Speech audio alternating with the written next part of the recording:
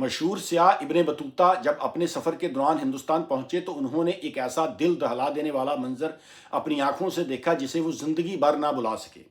وہ لکھتے ہیں، میرا سفر ہندوستان جاری تھا کہ امجیرا کے قریب میری نظر ایک عجیب جلوس پر پڑی۔ فضا میں ڈول اور دف کی آوازیں گونج رہی تھیں اور لوگوں کا ایک بڑا ہجوم ایک عورت کے گرد جمع تھا۔ وہ عورت ایک خوبصورت سجے ہوئے گھوڑے پر سوار تھی۔ اسے دلہن کی طرح قیمتی ریشمی لباس، زیورات اور خوشبوؤں سے آراستہ کیا گیا تھا۔ اس کے ایک ہاتھ میں ناریل تھا اور دوسرے میں آئینہ جس میں وہ بار بار اپنے آپ کو دیکھ رہی تھی۔ بظاہر اس کے چہرے پر مسکراہٹ تھی، مگر حقیقت میں وہ اپنی زندگی کے آخری سفر پر روانہ تھی۔ یہ ایک ہندو فوجی کی بیوہ تھی جسے ستی کی رسم کے مطابق اپنے شوہر کی چتا میں زندہ جلایا جانا تھا۔ راستے بھر لوگ اسے عقیدت سے دیکھتے، اس کے قدم چومتے اور وہ بھی سب کو دعائیں دیتی جاتی۔ جلوس ایک تالاب کے کنارے رکا۔ اس عورت نے گھوڑے سے اتر کر آخری بار غسل کیا، پھر اس نے اپنے تمام زیورات اور قیمتی لباس اتار کر غریبوں اور رشتہ داروں میں تقسیم کر دیے۔ اب اس کے جسم پر صرف ایک سادہ سوتی چادر باقی تھی۔ کچھ فاصلے پر ایک گہرا گڑھا تھا جس میں لکڑیوں کے بڑے بڑے ڈھیر جل رہے تھے اور آگ کے شعلے آسمان کو چھو رہے تھے۔ رشتہ داروں نے آگ کے سامنے ایک موٹا پردہ تان رکھا تھا تاکہ وہ عورت دہکتے ہوئے شعلے دیکھ کر اپنا ارادہ نہ بدل لے، مگر اس نے خود ہی اشارہ کیا کہ پردہ ہٹا دیا جائے۔ پھر وہ لمحہ آیا جسے یاد کر کے آج بھی دل کانپ اٹھتا ہے۔ اس عورت نے ہاتھ جوڑے، چتا کو پرنام کیا اور بغیر کسی ہچکچاہٹ کے دہکتی آگ میں چھلانگ لگا دی۔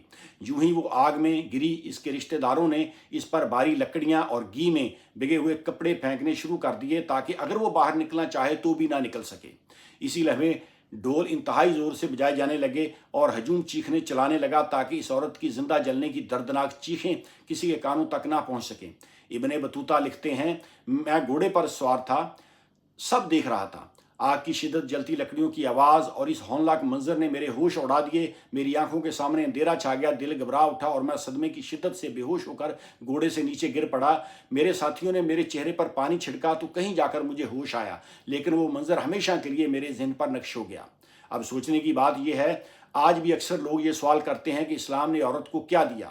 ذرا سوچئے، یہ صرف 200-300 سال پہلے کی بات نہیں بلکہ ہندوستان میں صدیوں تک عورتوں کے ساتھ اسی طرح کا سلوک ہوتا رہا۔ پھر اندازہ کیجئے کہ 1400 سال پہلے دنیا کے مختلف معاشروں میں عورت کی حیثیت کیا ہوگی۔ ایسے ماحول میں اسلام آیا اور عورت کو عزت، وقار اور تحفظ عطا کیا۔ اسلام نے اسے بیٹی بنا کر رحمت قرار دیا، ماں بنا کر جنت اس کے قدموں تلے رکھ دی، بہن بنا کر اس کے حقوق مقرر کیے اور بیوی بنا کر اس کے ساتھ حسن سلوک کو ایمان کی علامت قرار دیا۔ یہی اسلام کا وہ عظیم پیغام ہے جس نے عورت کو ذلت سے نکال کر عزت، احترام کا مقام عطا کیا۔